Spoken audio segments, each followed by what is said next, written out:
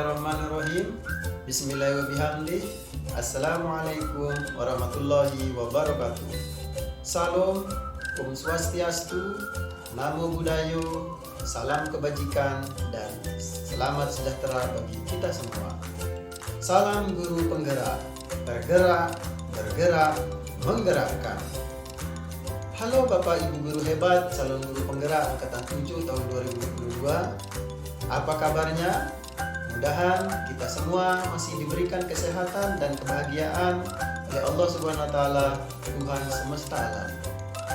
Pada kesempatan kali ini, saya akan memaparkan koneksi antar materi terkait refleksi dan kesimpulan tentang pemikiran Ki Hajar Dewantara. Video pemaparan ini untuk memenuhi tugas di modul 1.1 A.8. Perkenalkan, nama saya Sabahanuddin SPD, calon guru penggerak angkatan 7, kelas 08 A2, unit kerja Sekolah Dasar Negeri 5 Anjani, Kecamatan Suralaga, Kabupaten Lombok Timur, Provinsi Nusa Tenggara Barat. Terima kasih saya ucapkan yang sebesar-besarnya kepada fasilitator Ibu Saada dan kepada pengajar praktik Bapak Ragu Lawal yang telah membimbing pada modul 1.1. Bapak Ibu yang hebat, seperti yang kita ketahui bersama, Ki Hajar Dewantara adalah Bapak Pendidikan yang lahir pada tanggal 2 Mei 1889. Pemikiran-pemikiran beliau tentang pendidikan seperti Ngarso Suntulodo, Madia Mangunkarso, dan Tutwuri Handayani banyak mempengaruhi perkembangan pemikiran pendidikan di Indonesia sejak dulu hingga kini, yang menjadi jiwa dari pendidikan nasional. Pendidikan dan pengajaran adalah satu kesatuan yang tidak dapat dipisahkan. Menurut beliau, pengajaran merupakan bagian dari pendidikan. Yang dimaksud dengan pengajaran adalah proses pendidikan dalam memberi ilmu atau berfaedah untuk kecakapan hidup anak secara lahir dan batin. Sedangkan pendidikan adalah memberi tuntunan terhadap segala kekuatan kodrat yang dimiliki anak agar ia mampu mencapai keselamatan dan kebahagiaan yang setinggi-tingginya, baik sebagai seorang manusia maupun sebagai anggota masyarakat. Dan untuk menciptakan manusia Indonesia yang beradab, maka pendidikan menjadi salah satu kunci untuk mencapainya. Dan menurut Ki Hajar Dewantara, pendidikan bertujuan untuk menuntun segala kodrat yang ada pada anak-anak agar mereka dapat mencapai keselamatan dan kebahagiaan yang setinggi-tingginya. Intisari pemikiran Ki Hajar Dewantara tentang pendidikan bahwa hakikat pendidikan adalah sebagai usaha untuk menginternalisasikan nilai-nilai budaya ke dalam diri anak, sehingga anak menjadi manusia yang utuh baik jiwa maupun rohaninya. Dasar pemikiran Ki Hajar Dewantara pada perkembangan dunia pendidikan masa kini diantaranya: pertama, pembelajaran yang berpusat pada anak. Kedua, pendidikan yang menuntun kodrat anak. Filosofi merdeka belajar disarikan dari asas penciptaan manusia yang merdeka memilih jalan hidupnya dengan bekal akal, hati, jasad sebagai anugerah Tuhan yang Maha Kuasa. Dengan demikian, merdeka belajar dimaknai kemerdekaan belajar memberikan kesempatan bagi peserta didik untuk belajar senyaman mungkin dalam suasana bahagia tanpa adanya rasa tertekan.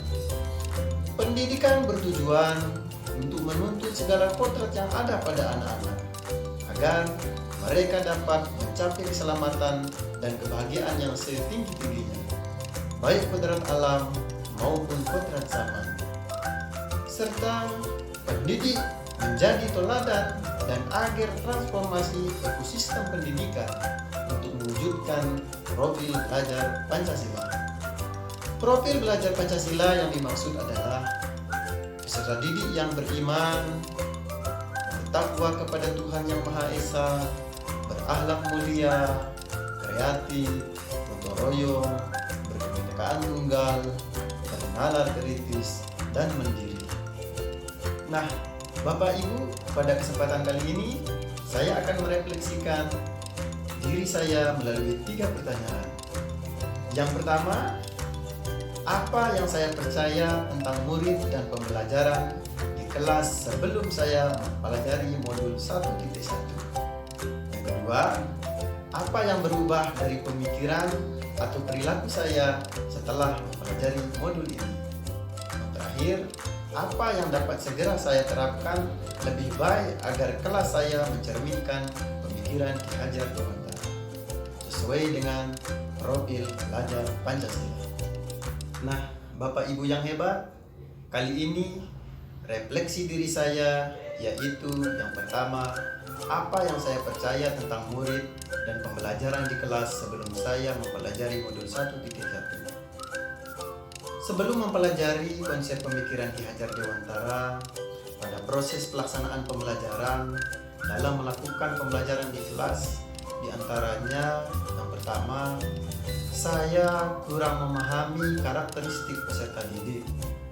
Yang kedua, siswa pasif dan motivasi belajar rendah, sehingga siswa hanya duduk, diam dan mendengarkan apa yang disampaikan di depan kelas. Yang ketiga, saya masih kesulitan untuk bagaimana mendesain pembelajaran yang berpusat pada murid. Yang keempat, tanpa saya sadari, saya masih sering memberikan materi hanya untuk menuntaskan sesuai target tanpa memperhatikan perasaan, kemampuan, dan bakat siswa. Selain itu juga, saya menghadirkan siswa untuk menguasai semua materi pembelajaran dengan tujuan mendapatkan nilai mencapai KKM yang telah ditetapkan oleh sekolah. Yang kelima, saya jarang sekali melakukan refleksi terkait pembelajaran yang sudah dilakukan, sehingga saya tidak mengetahui sejauh mana keberhasilan proses pembelajaran. Yang keenam, saya masih meyakini dengan memberikan hukuman dan tindakan-tindakan tegas dapat mengubah perilaku atau karakter peserta didik. Yang ketujuh, saya berpikir bahwa mendidik dan mengajar adalah memiliki satu makna yang sama. Yang kedelapan, saya masih memanai guru hanya bertugas mentransfer pengetahuan dan keterampilan, sehingga posisi guru seakan-akan satu-satunya sumber ilmu bagi peserta didik, atau guru hanya mendominasi pembelajaran. Dengan kata lain, pembelajaran yang hanya berpusat pada guru. Yang terakhir, selama ini saya berpikir bagaimana peserta didik memahami materi yang saya ajarkan dan mengerjakan tugas mereka dengan mendapatkan predikat yang baik atau maksimal tanpa memperhatikan kemampuan dan kecakapan siswa, atau pembelajaran yang terfokus pada ketercapaian materi dan nilai target. Refleksi diri saya yang kedua yaitu apa yang berubah dari pemikiran atau perilaku saya setelah mempelajari modul ini. Setelah mempelajari pemikiran Ki Hajar Dewantara pada modul 1.1 tentang filosofi pendidikan, pandangan saya tentang pendidikan mulai berubah dan seakan-akan baru tersadar bahwa selama ini cara berpikir saya selaku seorang pendidik kurang tepat dan tidak sesuai dengan filosofi pemikiran Ki Hajar Dewantara. Beberapa perubahan cara berpikir yang saya rasakan adalah sebagai berikut. Yang pertama, pendidikan sesuai kodrat alam dan zaman. Saya semakin paham dan sadar bahwa setiap anak itu unik. Mereka memiliki karakteristik bakat dan kemampuan yang berbeda-beda. Tidak dipungkiri juga, anak-anak memiliki kekurangannya masing-masing. Namun, saya yakin dan percaya bahwa dengan memberikan kepercayaan, arahan, dan mengeksplorasi lebih jauh, maka potensi pada diri anak dapat muncul dan mencapai tingkat tertinggi. Yang kedua, pendidikan memerdekakan.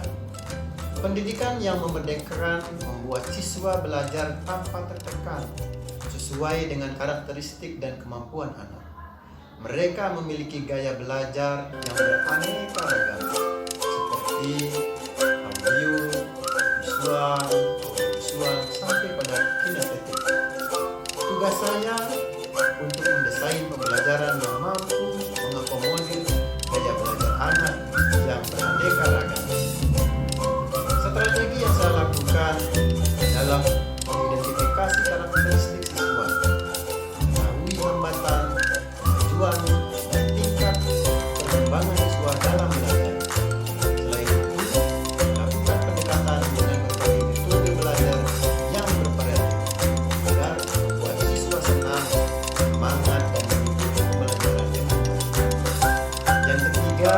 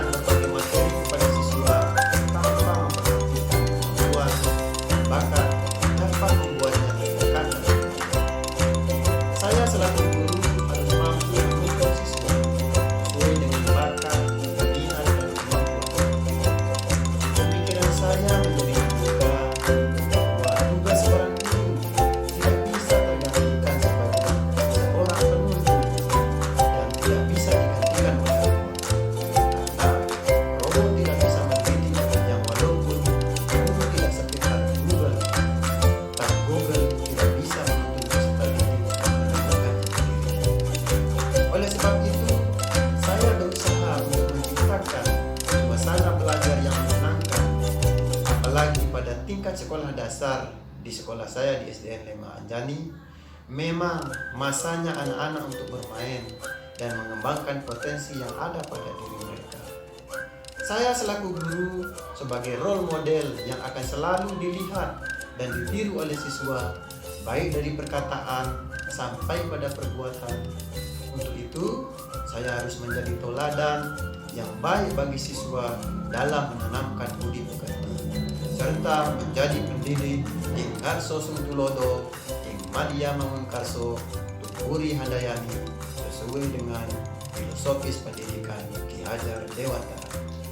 Refleksi diri saya yang ketiga yaitu apa yang dapat segera saya terapkan lebih baik agar kelas saya mencerminkan pemikiran Ki Hajar Dewantara.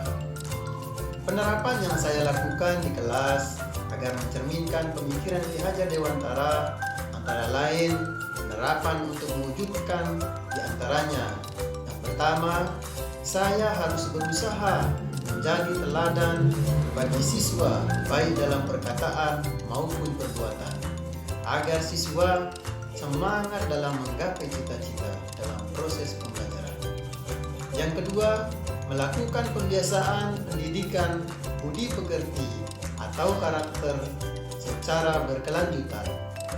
Yang ketiga, mengidentifikasi karakteristik peserta didik mulai dari kebiasaan, minat, bakat, kemampuan menyerap pelajaran, serta meminta pendapat kepada siswa kegiatan pembelajaran seperti apa yang mereka senangi. Yang keempat, merancang pembelajaran yang berpusat kepada siswa, bermakna, menyenangkan, serta merancang pembelajaran yang sesuai dengan kebutuhan siswa. Yang kelima, melakukan pendekatan emosional secara arif kepada siswa dengan saling berbagi cerita dan memberi motivasi kepada anak didik.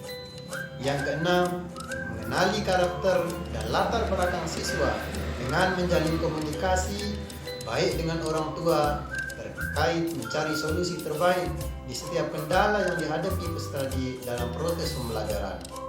Yang ketujuh, memfasilitasi siswa dalam mengembangkan potensi kreativitasnya sesuai dengan bakat dan minat. Dan yang terakhir, saya mulai membenahi mindset atau cara berpikir tentang fungsi saya sebagai seorang guru yang tadinya satu-satunya sebagai pusat dalam pembelajaran menjadi pembelajaran yang berpusat kepada murid. Guru hanya bertugas menuntun siswa menemukan jati dirinya untuk mendapatkan keselamatan dan kebahagiaan yang setinggi-tingginya. Kesimpulan yang dapat saya sampaikan dari paparan refleksi diri saya antara lain: yang pertama, merubah pemikiran atau mindset yang positif. Di antaranya, 1. Guru bukan merupakan satu-satunya sumber belajar. 2. Menciptakan pembelajaran yang berpusat pada anak. Ingat, profil belajar Pancasila. Yang ketiga, menghargai setiap karakteristik belajar serta didik. Yang selanjutnya, merubah perilaku. Di antaranya, 1. Mengemas pembelajaran secara menarik agar motivasi belajar siswa meningkat. Yang kedua, memberikan kebebasan kepada anak untuk menyelesaikan setiap tugasnya sesuai dengan minat, bakat, dan kreativitasnya masing-masing. Yang ketiga, lebih cermat melihat bakat anak atau menuntun sesuai kodrat, baik kodrat alam maupun kodrat zaman pada anak. Yang keempat, saya sebagai guru harus bisa memberi contoh dan menjadi contoh yang baik kepada peserta didik. Di antaranya juga, yang pertama, pembelajaran dilaksanakan dengan berbagai cara, model atau metode seperti menggunakan berbagai sumber belajar. Selanjutnya, berbagai sumber belajar seperti lingkungan, surat kabar, majalah, narasumber, perpustakaan, maupun internet. Dan yang terakhir, membudayakan budaya lokal untuk transformasikan pendidikan karakter peserta didik sesuai dengan cita-cita atau semboyan sekolah kami, yaitu mendidik anak menjadi siswa yang berakhlak lokal, berwawasan global, dan siap menghadapi abad 21 dan revolusi industri 4.0 dengan penuh semangat. Demikian pemaparan yang dapat saya sampaikan terkait tentang koneksi antara materi, refleksi, dan kesimpulan pemikiran Ki Hajar Dewantara. Semoga bermanfaat untuk kita semua. Mohon maaf apabila ada kata-kata saya yang kurang berkenan. Burung Irian Burung Cendrawasih. Cukup sekian dan terima kasih. Salam guru penggerak, tergerak, bergerak, menggerakkan. Wassalamualaikum warahmatullahi wabarakatuh.